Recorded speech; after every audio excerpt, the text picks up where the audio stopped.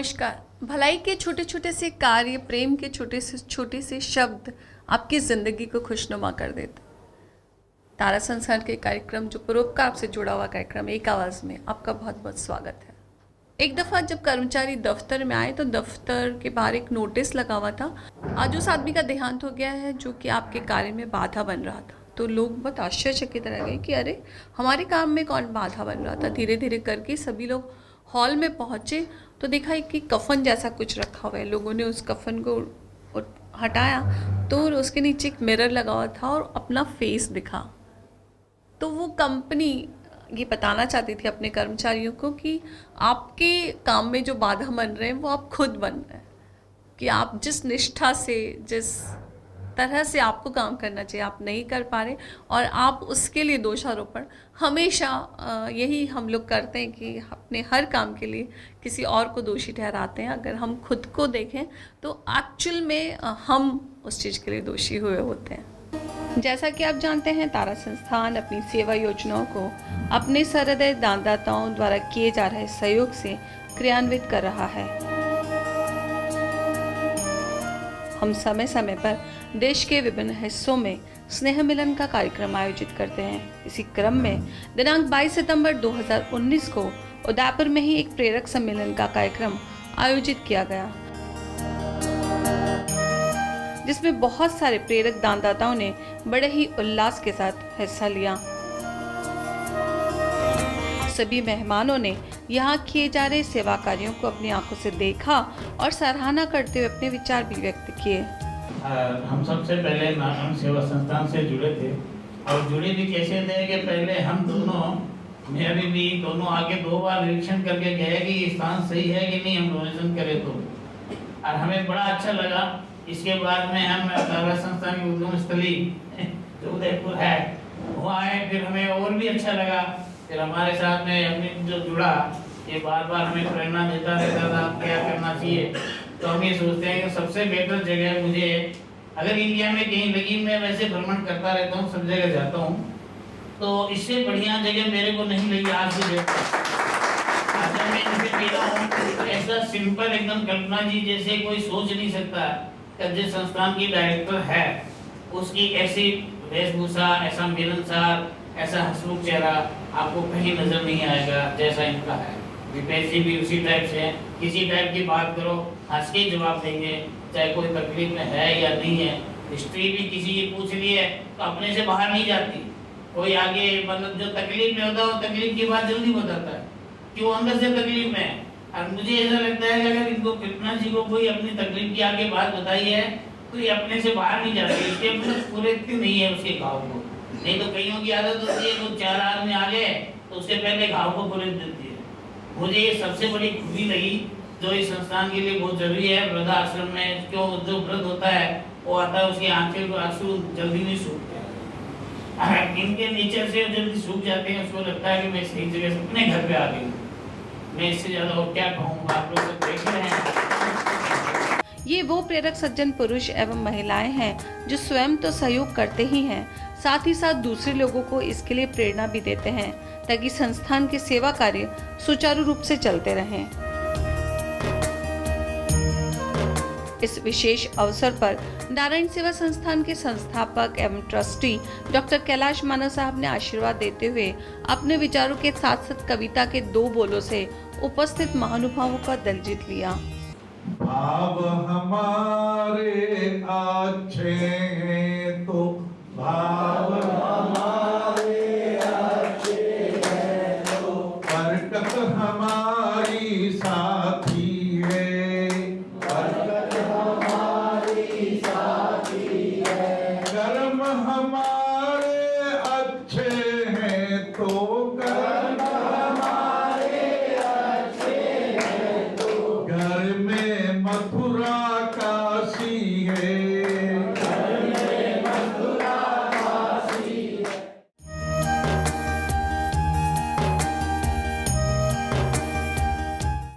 एक आवाज के इस एपिसोड में हम आपकी मुलाकात शांता देवी जी से करवाने जा रहे हैं, जो कि आनंद वृद्धाश्रम में काफ़ी समय से निवास कर रही हैं। उनको यहाँ कैसा लग रहा है और क्या परिस्थितियाँ थी जो वो यहाँ पे आई और अब उनका जीवन कैसा है, जानते हैं।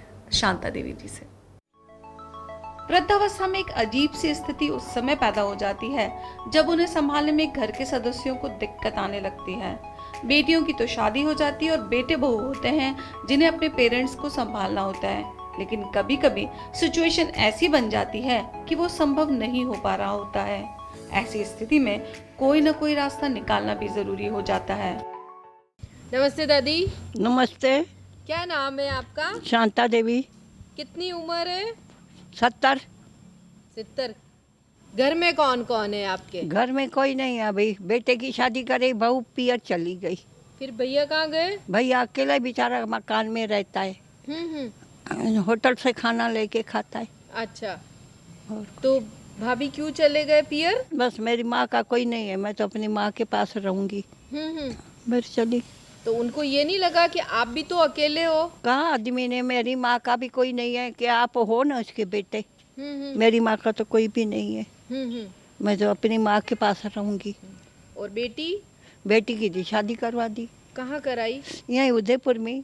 तो दादी आपको क्या परेशानी हुई घर में कि फिर आपको यहाँ आना पड़ा? यहाँ जो बेटी कह रही भाई इसका खाना कोई बनाता नहीं, ये बेचारी बैठी रहती, बहू भी नहीं देती। बेटा होटल तक कभी लाता, कभी देर का सवेल भूखी बैठी रहती, तो यहाँ रखे गई।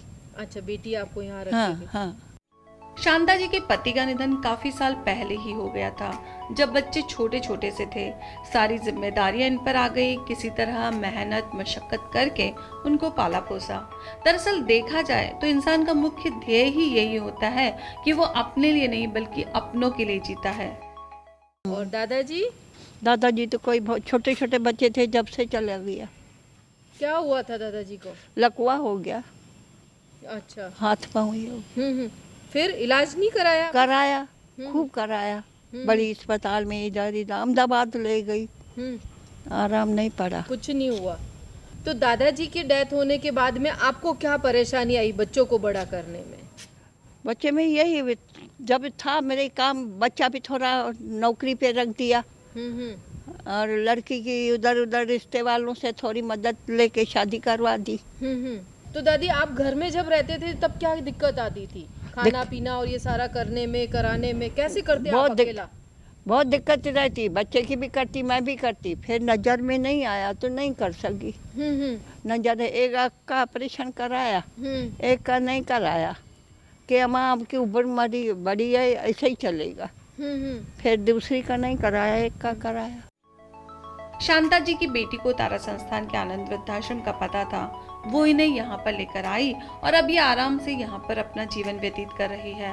60 से अधिक के बुजुर्ग जिन्हें अपने जीवन यापन में परेशानियां आ रही है, वो यहाँ पर आकर चैन से रह सकते हैं। हमारे सभी वृद्धाश्रम पूर्णतः निःशुल्क, किसी तरह का कोई खर्चा बुजुर्गों से नहीं लिया जाता है। सारा व्यय दानदाताओं के माध्यम से किया जाता है। कैसा लग रहा है यहाँ पे आप? ठीक है, ठीक है, कोई दुख नहीं है यहाँ। हाँ। सब देते हैं, खाना पीना कपड़ा दे देते हैं, सब दे देते हैं। हाँ। कभी बीमार हो तो दवाई वगैरह, डॉक्टर आता है, दवाई वगैरह सब दे देता है। हाँ। तो यहाँ किसी चीज की परेशानी कोई नहीं? परेशानी तो नहीं कैसा है। लग रहा है यहाँ पे? अच्छा लग रहा है। अच्छा लग रहा है। हाँ। कि अगर आपको आनंद वृद्धाश्रम का पता नहीं चलता और दीदी आपको यहाँ नहीं छोड़ती तो क्या होता फिर? घर बैठी रहती, बेटा जहाँ रखे बेटा मेरे देता, रोटी बाजार दुकान से ले आता, खा लेते माँ बेटे। जब ही देखा भाई ये दुखी हो रही है, तब बेटी आती जाती, उससे सहन नहीं हुआ तो उसके घर पे मेरे को अपने घर रखा है 1 महीना। उसके बाद में कहती है, मैंने कहा नहीं तेरी ससुराल वाली है, कल कहेंगी माँ को रखा है, मेरे को छोड़ा कहीं, फिर यहाँ रखी गई। तो दादी आपको पता है ना कि अपना आनंद वृद्धाश्रम बहुत सारे जने हमें सहयोग देते हैं, हाँ। उनसे चलता है। तो आप उन सहयोग जो हमें दानदाता जो देते हैं, आप उनको क्या कहना चाहोगे? उसको साईं बड़ी उम्र देवे तो हम भी पड़े हैं, रोटी टुकड़ा खाते हैं बेटा, नहीं होते तो कहाँ भूखे बैठे रहते। हाँ। तो दादी आपसे बात करके हमें भी अच्छा लगा, उसके लिए बहुत सारा धन्यवाद। अच्छा बेटा। तारा संस्थान निर्धन और असहाय बुजुर्गों के लिए उदयपुर, प्रयागराज और फरीदाबाद में वृद्धाश्रम संचालित कर रहा है। ये सभी वृद्धाश्रम निःशुल्क हैं। आपके स्नेह सहयोग से उदयपुर के आनंद वृद्धाश्रम के नवीन भवन के निर्माण को लगभग 1 वर्ष पूर्ण हो चुका है। पहले पुराने भवन में केवल 45 बुजुर्गों के ही रहने की व्यवस्था थी, जिस वजह से कई बुजुर्गों को निराश होना पड़ता था। खुशी इस बात की है कि अब यहाँ पर लगभग 200 बुजुर्ग आराम से रह सकते हैं। आनंद वृद्धाश्रम में रहना, खाना, चिकित्सा इत्यादि सभी सुविधाएं बिना किसी शुल्क के प्रदान की जाती हैं। वो बुजुर्ग 60 साल से अधिक आयु के हैं जिन्हें अपने जीवन निर्वाह में दिक्कतें आ रही हैं, तो वो इन वृद्धाश्रम रूपी घरों में आकर आराम से रह सकते हैं। इस नेक कार्य का समस्त श्रेय हमारे सहृदय दानदाताओं को जाता है। जिस प्रकार से एक घर को चलाने के लिए हर महीने का खर्चा होता है, उसी तरह से इन वृद्धाश्रमों को चलाने के लिए पैसे की आवश्यकता होती है।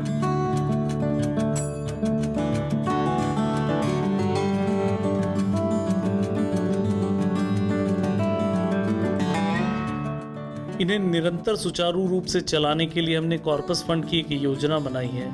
आपसे अपील है कि इस योजना में हमारा साथ दीजिए ताकि असहाय बुजुर्गों की लगातार बिना किसी बाधा के केयर की जा सके।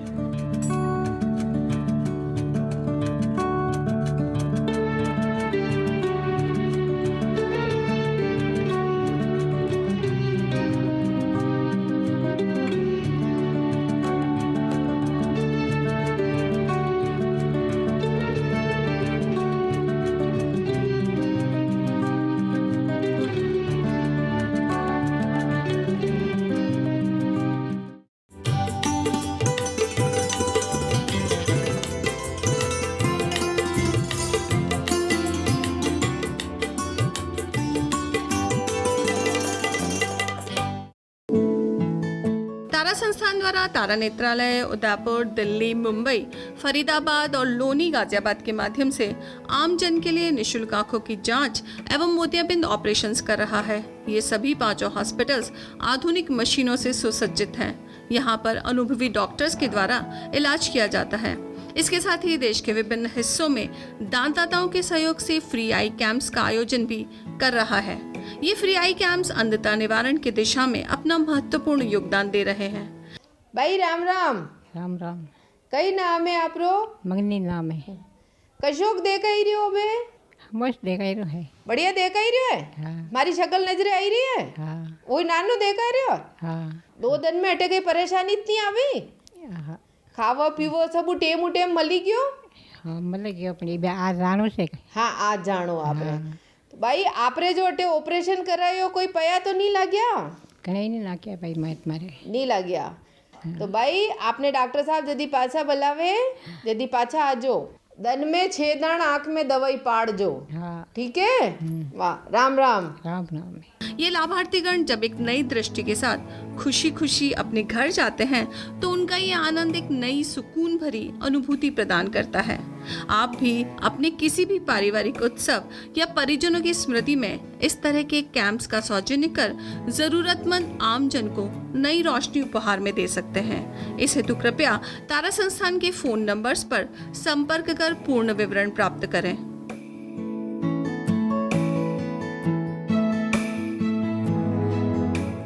कार्यक्रम के अंत में मैं उन महानुभावों का नाम आपको पढ़कर सुनाने वाली हूँ जिन्होंने देश के विभिन्न भागों में आई कैंप के लिए हमें सहयोग दिया, और उन महानुभावों के नाम इस प्रकार हैं। श्री ज्ञानचंद जी नंदरा जोग जी दिल्ली से, श्रीमती प्रेम निजावन दिल्ली से,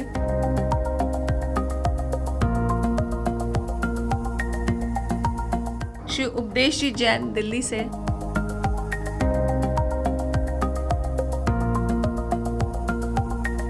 सुदर्शन जी खुराना फरीदाबाद से,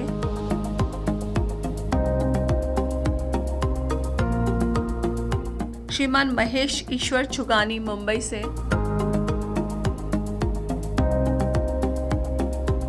श्री विमल चंद जैन किशनगंज से,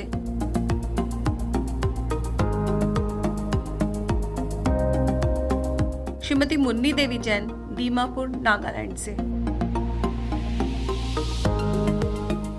आप सभी दानदाताओं को बहुत बहुत धन्यवाद। और मैं अपने जो दर्शक हैं उन सबसे भी कहना चाहूँगी कि अगर आप भी आई कैंप लगवाना चाहते हैं तो उदयपुर के आसपास के इलाकों में 21,000 और दिल्ली मुंबई सर इस तरफ में 31,000 रुपये दे करके आप आई कैंप लगवा सकते हैं। और कहीं दूर आप लगवाना चाहते हैं तो उसका वो खर्च अलग, जैसा जहाँ पर जाने में 1,00,000 या 1.5 लाख जो खर्च होता है उसमें हम वहीं के अच्छे हॉस्पिटल से टाई अप कर लेते हैं और कैंप लगा देते हैं। तो आप सभी को मैं कह रही हूँ कि आप ज़रूर से इन आई कैंप्स को लगवाएं और ज़्यादा से ज़्यादा लोगों की आँखों को, जो कि अंधकार में बदलने वाली है क्योंकि वो अवेयर नहीं है कि उनका ऑपरेशन होके वो ठीक हो सकते हैं, तो हम तो उन तक पहुंचते हैं कैंप लगा के, हम प्रचार करते हैं कि आप यहाँ तक आइए, फिर उन लोगों को बुलाते हैं, फिर उनकी आंखों की जांच करते हैं, फिर पूरी जिम्मेदारी हमारी होती है कि उनका ऑपरेशन करवाते हैं, वापस घर तक छोड़ते हैं, दवाइयाँ देते हैं। तो आप इस इतने प्यारे से काम का हिस्सा बन सकते हैं आप 21,000 और 31,000 दे करके। अंत में कुछ पंक्तियाँ। बड़े बुजुर्गों का सबका एक ही परामर्श है, खुशहाल जीवन जीने का रास्ता बस एक संघर्ष है। नमस्कार।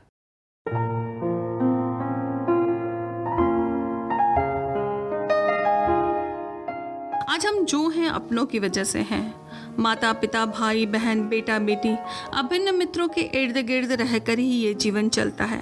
लेकिन समय के साथ यदि ये साथ एक एक करके छूटता जाता है तो ये जीवन मुश्किलों से भरा लगने लगता है। सब कुछ अपने सामने चिंता देखकर मन दुख से भर जाता है। अधिक उम्र में यदि न रहने का ठिकाना हो और न ही खाने का, तो वृद्धावस्था में तकलीफें होना लाजमी है।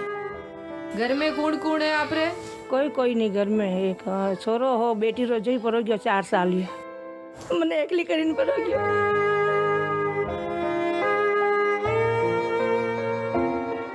ऐसे करीन गयो मैं के मन मार न जातो, मैं कदे ऐसे छोड़ नहीं गयो मने।